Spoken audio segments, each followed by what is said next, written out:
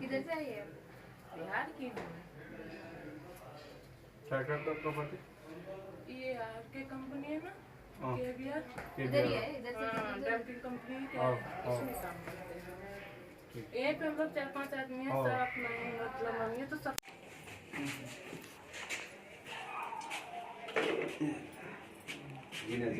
వీటికి తర్వాత యాడ్ చేస్తారు. ఆ వీటికి కూర్చోరు, వెయిట్ కూర్చోరు, అది బ్లాక్ రాసి కూర్చొని తర్వాత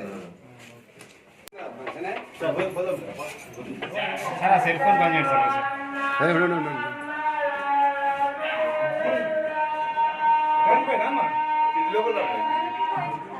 అంతేనా వెళ్ళండి అక్కడ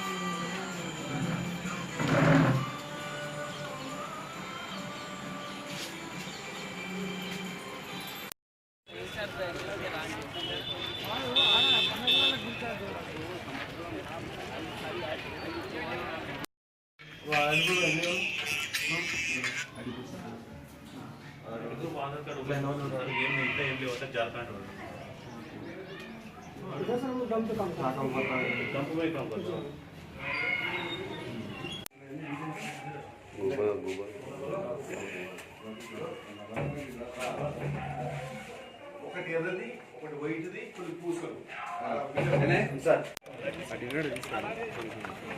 ఈరోజు మల్కాజిగిరి జోన్లో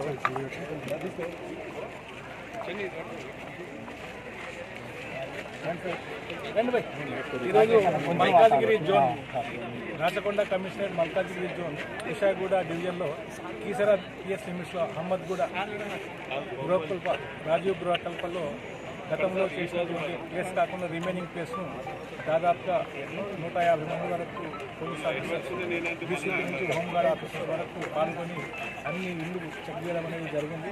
ఈ కార్డన్ సర్చ్ ఆపరేషన్లో ప్రజలు మంచిగా కోఆపరేట్ చేశారు. మాకు దాదాపుగా 12 మోటార్ సైకిల్స్, 5 సస్పెక్ట్స్ దొరకడం జరిగింది. తర్వాత ఒక ఇంట్లో కుటీర పరిశ్రమ లేక ఎక్స్ప్లోజివ్స్కు సంబంధించినటువంటి డిటోనేటర్స్ కనెక్టివిటీ చేసేటువంటి వైర్ను వితౌట్ పర్మిషన్ లేకుండా లేడీస్ తోటి చేపిస్తున్నటువంటి ఐడెంటిఫై చేశాము.